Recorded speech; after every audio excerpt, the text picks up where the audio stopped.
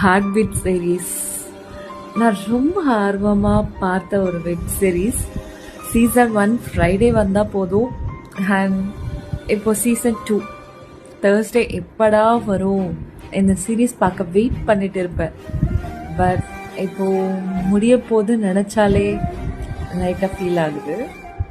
ஸ்பெஷலாக இந்த எபிசோட் எனக்கு ரொம்பவே ஃபீல் பண்ண வச்சுது. இந்த கேரக்டர்லாம் ரொம்ப மிஸ் பண்ண போகிறோம்ல.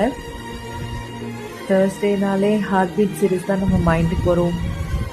இதை முடிய போகுதுன்னு நினச்சா கொஞ்சம் ஃபீலாக தான் இருக்குது.